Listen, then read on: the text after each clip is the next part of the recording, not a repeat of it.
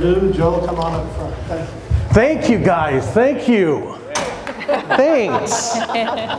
Thanks for coming. Thank you. I'm excited to be here, but I'm from Wisconsin, so I'm really excited to be here, just from temperature and so forth. Yeah, my name is Joe Kiedinger, and I am very honored to be invited to be here in all seriousness. It's humbling to be asked to speak and share the message of the journey I've been on for,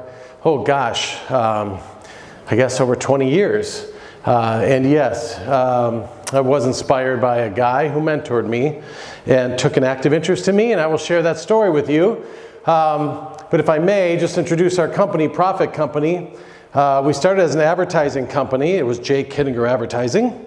And then we morphed into organizational health because we realized that advertising wouldn't help grow a business.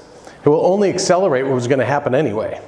And most of our clients needed help getting organizational health, getting their leaders on the same page, following the same true north, developing a purpose and a direction. Like, let's get all on the same page. And so we started to do that. And of course, like all small businesses, it's experimentation. And then you start having little successes, you have some failures, you have successes, and you just keep driving it, and you never give up. And then I get to stand in front of you guys 20 years later. Woo! It is just so exciting. Profit is a combination of be a prophet to make a profit. A lot of people say, are you some sort of religious thing, because of the profit. It's a combination of be a prophet to make a profit. And basically I failed in my first advertising campaign with Dave Scogan. My first year in business, I'm like, oh, that was fun. I think I'll be done now. And he was very forgiving. And I went to my brother Dan, who was a priest at the time, now married, 3 children. And I said, I wish I could be a prophet and predict that $35,000 that I wasted, I could make more effective. And my brother said, oh, grasshopper, you're mistaken. The prophet couldn't predict the future. The prophet saw you where you were and could tell you where you're headed. He said, besides, the prophet wasn't self-endowed with all this knowledge. The prophet got its information from a higher source. And that's when my brain went, blow me away. You mean I don't have to invent this thing called marketing and advertising at the time? I could learn from others? And so what you're going to hear today is great folks that I reached out to ask for help, like George Zimmer from Men's Warehouse when he ran the deal. He takes your call. He was in Hawaii. He sounds big with his big voice. Remember that guy? You're going to look good, I guarantee it. Remember him? I shared from, he gave me information. Tony Shea from Zappos. I went out there. Their HR department was like, please, let's have a meeting. Marketing people, let's have a meeting. I'm going to be out there. Will you take my meeting? I'm a nobody. But these folks who have a servant heart of leading want to bring you in. If you ask, they will respond. And so over the years, so many folks, even like Lencioni, organizational health, with the 5 dysfunctions of a team, which you'll probably have heard of that book. So just know that what I share is a conglomeration of great, wise people out there. And that's where profit thinking comes to it. So we went on this journey where I met Dave Scogan when I was in advertising. And he did something to me. Dave Scogan owns a Festival Food Stores, and they had 3 stores at the time, and they were expanding in Green Bay, Wisconsin, where I'm from. I'm a television rep, and he chose me to be the one television guy he's going to use. He has 2 stores in the marketplace. He already uses radio. And he started to bring me to FMI, he brought me to NGA, he brought me to WGA, and my boss said, why is he bringing you and paying for you to show up at all these different places? I said, I have no idea. I don't know. So I asked him, why are you bringing me to all these places? I mean, I'm a television rep. He said, well, if you're going to be the best television rep for us, you need to know the grocery industry, so you just stick by my side and come to Capitol Grill. Those steaks are like $80 and the potatoes like 30. I'm sitting with these folks, like Durobag was there, and they're like buying the whole thing, and they're like, so what do you do? I'm like, I'm the television rep? Green Bay, Wisconsin, nice to meet you. You pass the salt? I have no idea why I'm here. But he took an interest in me. And when someone takes an interest in you, and they mentor you, you change. And all of a sudden, the grocery industry is fascinating. So my message for you today, how many people in HR are here? Stand up and be recognized. HR, stand up. That's a tough job today. Come on, no, you stay standing. Give them a big round of applause. That's tough. Your job is awesome. Your job, you can say, your job is to find these talented folks who are going to be talented. They're not talented yet. Your job is to find them. How many are in operations? Stand up and be recognized. How many are in operations in this room? There we go. There we go. There we go. There we go. 4 of them. Give them a big round of applause. You can sit down. It's your job to keep them. Just so we know. HR finds them. Thank you. Thank you. HR finds them. Operations keeps them. Okay? It's not up to HR to keep them because they're not in their care 24/7. Matter of fact, a lot of HR people make it very beautiful and glamorous because they bring the people into the organization nicely, then they get to meet their boss. And they're like, this is not what you promised. Right? They're laughing because it's true. We got to have a true north. We got to be on the same page. We got to get together. We got to do life together. Fun fact about me, I used to perform on a cruise ship. Check it out, ladies. Oh, when we were young and beautiful. 23 years old. Put 'em. Squeeze that cheek. Okay. Silly passenger questions have to do with what we're talking about today. Number 1, passengers would ask me on the ship, does this elevator take me to the front of the ship? Our elevators go up and down. They're really asking me, is this the front elevator or the back elevator? Another question I would ask is, what time is the midnight buffet at? 12, thank you, ma'am. 12 midnight. What kind of water's in the toilet? Is that salt water or fresh water? I've never tried the water in the toilet, but if you find out, let me know. A lot of people are wondering. And little kids would say, what do you do with the ice sculptures once they melted? And I would say, we put them in your water goblet for dinner. She goes, can I have the unicorn? Yes, we'll make sure the unicorn water is in your table. But the biggest question I was asked, the one that takes the cake and has to do with what we're talking about today, is I was welcoming people into San Juan, Puerto Rico, and in those days you had to get your sign and sail card in the lobby. And the lobby was no bigger than this room. Tiny ship, Festival, they don't even have it anymore with Carnival. It was an old mail ship. But we went to great ports of call, and these people came on board with high expectations, right? When you spend money on a cruise like this. And so what happened was, this woman checked out her room, she comes back and she's madder than hell, and I'm welcoming people on. So this is the aisle, I'm welcoming them on, handing the welcome to, Carnival, and the desk is right here behind me. This woman comes around, buds in front of everyone, and stamps her fist on the table and says, excuse me, excuse me. Yes, everyone's kind of calms down. My husband and I have been saving for 3 years to come on this ship. We even paid a little extra to get a room with an ocean view. Now, if you've never cruised before, the inside cabins have no window, and they're cheaper. Then you move to the outside that has a porthole, okay? That's called an ocean view. She said, I got to my room, I looked at my porthole, I have a view of the parking lot.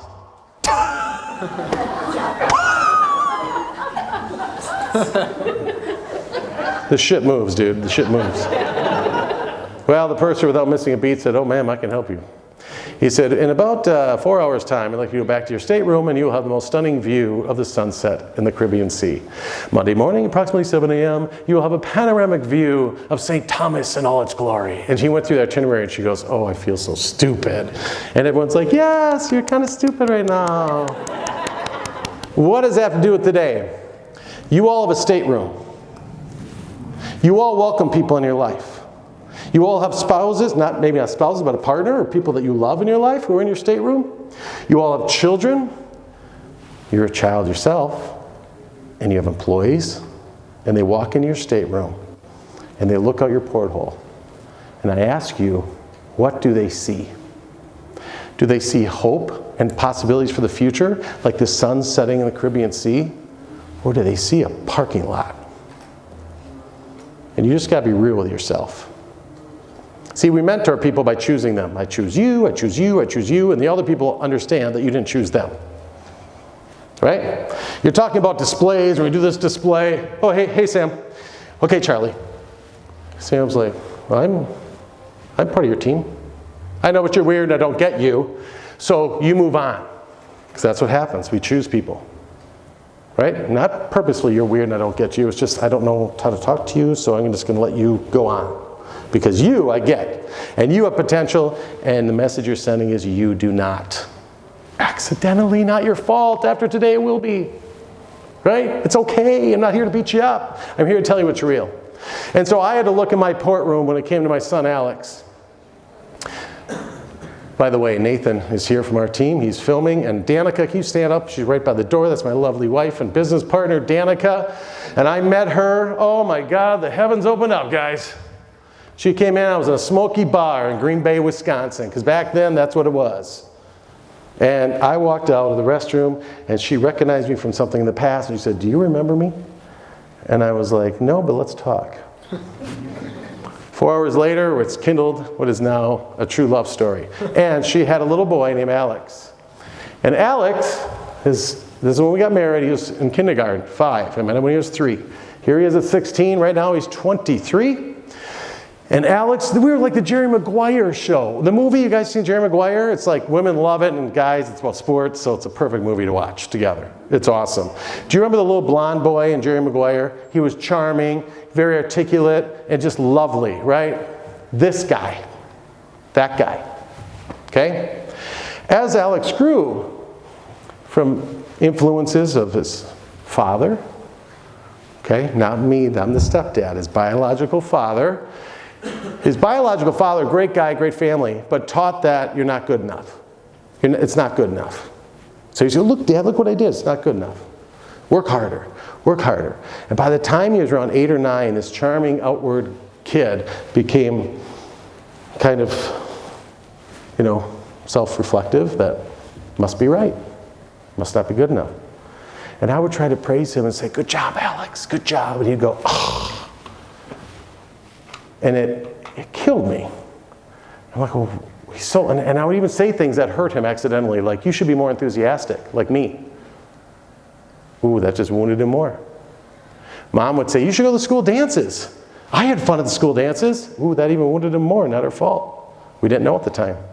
So I'm playing Monopoly with him when he's 9, and I get this idea. Those little property cards teach you how to treat that property. Right? If you just went around and bought properties and didn't follow the rules, like orange, blue, and you get, "Oh, I got all these properties," you're going to get crushed. You got to match colors, start monopolies, right? And if you need to mortgage from that property and you flip it over, it tells you how to get it back. Think of a human being. If I've disrespected you accidentally over and over again, how do I get you back? In your mind, I'm done. And we're working together and you're just passing by me. You might smile and say hello, but when I ask for something, done. I don't even know what I did. It's accidental. So I had this idea. Could I invent a tool where I could understand how he could teach me how to raise him? Rethought parenting. I don't have to figure out how to raise him. He could teach me how to raise him. And I discovered dignity. Human dignity. It's emotional drivers. It's located in the limbic system. It's your values. The limbic system doesn't have language, so no one can tell you what their dignity is. They just can't express it, because that part of the brain doesn't do language.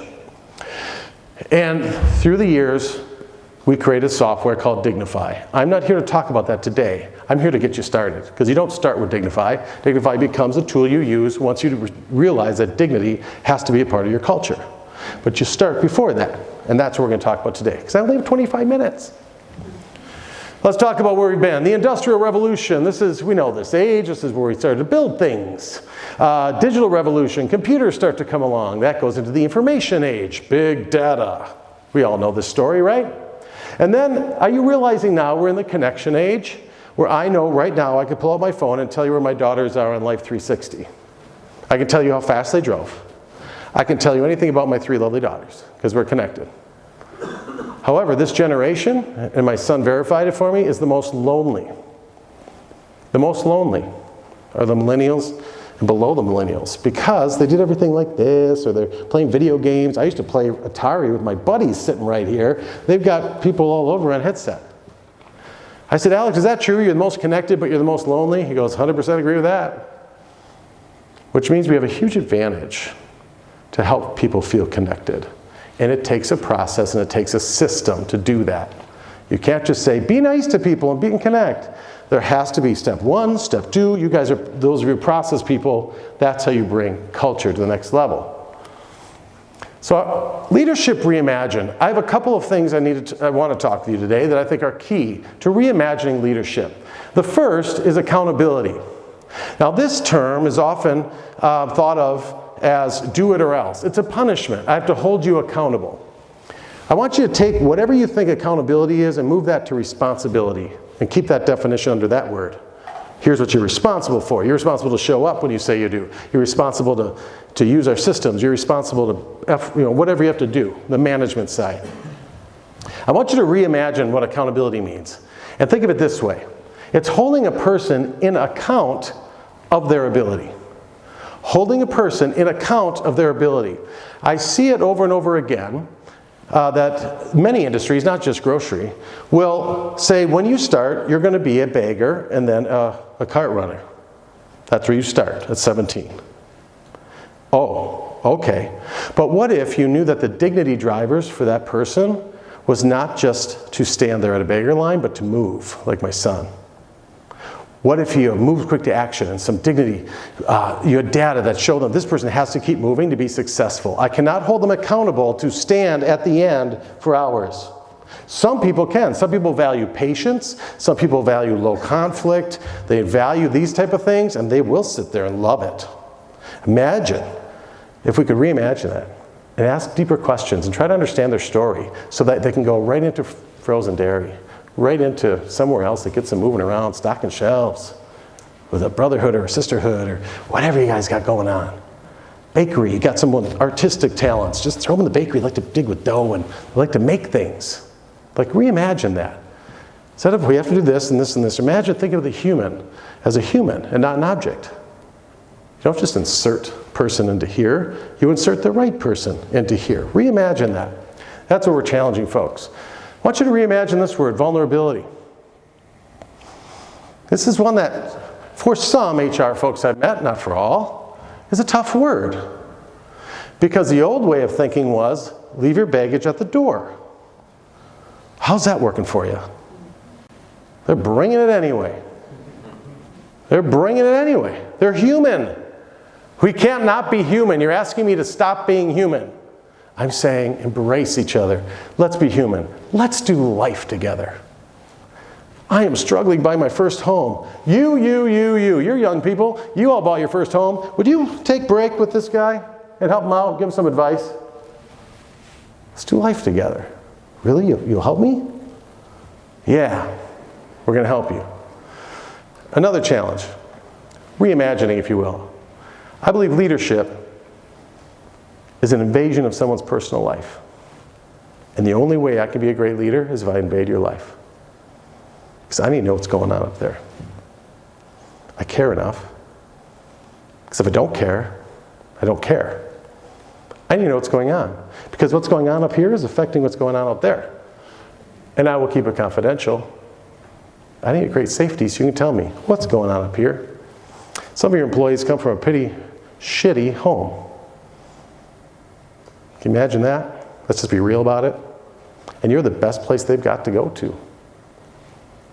Imagine the responsibility we all have as leaders to take someone in their care and say, you don't have to experience that here. I got you. That's what we're talking about. We have to be aware, be real with these things, and put systems and processes around it so that the operators, the managers, and can know their people. And so we want to give you some starting points on how to help your folks connect. So the power of story. You have a handout, and there is a process and a step to get started. It's at Prophit.com/NGA, so that it's on your handout. It targets you to the most powerful question you can ask anyone. That's how I started with my son Alex. There's rules on how to ask the question and what to do, so I don't have time to go into all that now, but it's online, okay? There's also a worksheet on how to get vulnerable, and it starts with you, to whoever you're talking to. Don't start it with them, you start. Leaders eat first in this book. In vulnerability, leaders eat first. There's a book called Leaders Eat Last, right? Okay, that's if you're actually in the cafeteria line. When it comes to get vulnerable, you eat first. You share first. You give first. Because we're wired, when I give, you realize I'm real, and I'm honest, and I'm humble.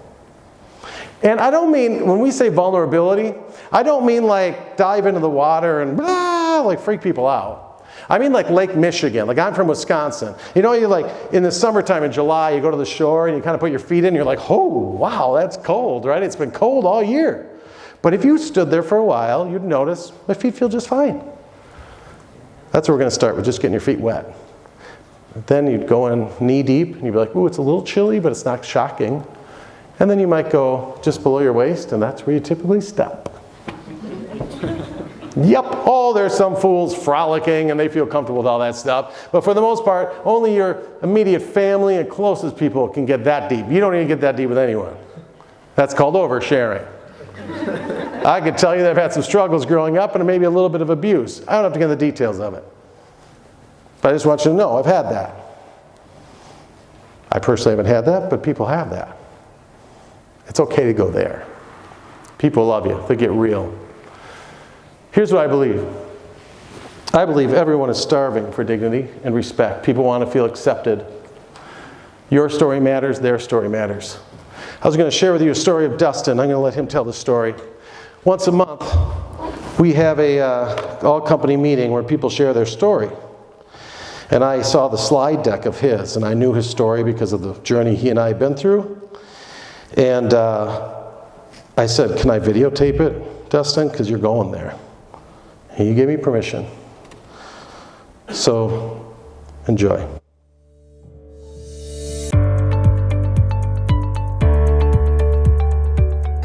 So you guys are probably wondering why the big production. Well, it's pretty much 30 years of a hidden past that I'm going to reveal today. I'm getting extremely vulnerable with you guys. So there's a couple things. Just don't pity me. I went through it all and I'm better because of it. I had to learn how to black stamp my life, and it was a long, long process.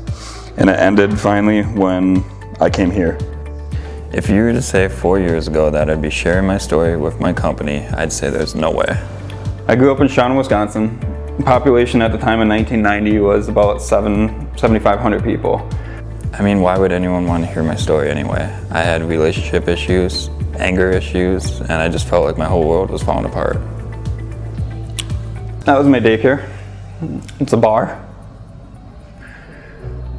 This is where I spent most of my time as a kid. My dad was an alcoholic. He would always bring us to the bar even during the day. Sometimes it would start at 8 in the morning. And yes, there was bars that were opened at 8 in the morning where we were at. I just remember it being a horrible place. You would hear drunk men speak ill of their family all the time, all their problems, every name in the book. I learned all kinds of stuff at a young age that I probably should have never known, and it was due to this place.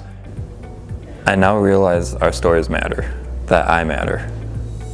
I will go on record saying Dignify has shaped my life for the absolute better.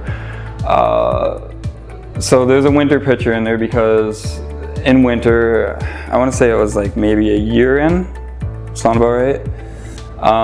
During that winter of working here is when things started really going downhill for me. I wasn't showing up here. Some of you guys were noticing that. You know, there would be like questions of like, where is he? What is he doing? Like, no one really knew.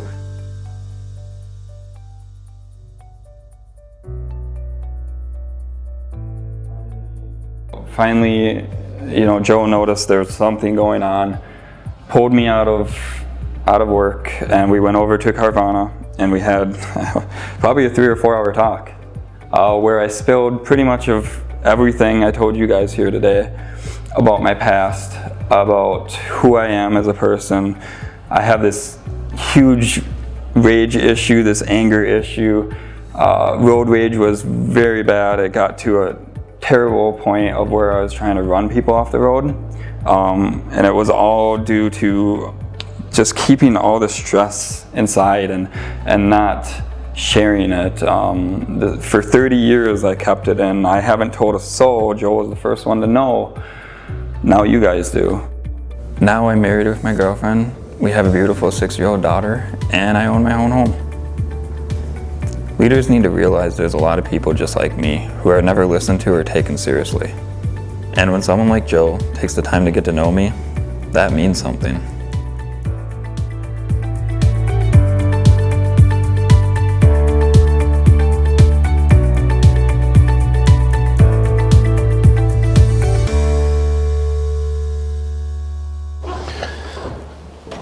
Dustin, now can we talk business? Dustin is a back-end programmer of a software that we hold a patent for. Just talk business? Do you think I can afford to lose him? Just from a business standpoint. Everyone was saying I should fire him. But I saw his talent was so raw and so real, and I saw a real gift to serve this company. And he's worth saving. And he's worth saving. So my encouragement for you today is start to get to know people's story.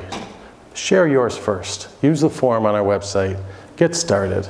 And you will see people respond to you in a completely different way. And it's up to the operators, gang, to execute it. It's not HR's job. Their job is to help get beautiful folks in who've never had experience to have such great operator leaders like you. And to get your operators on board with how to care and dignify their employees. Thanks so much for your time.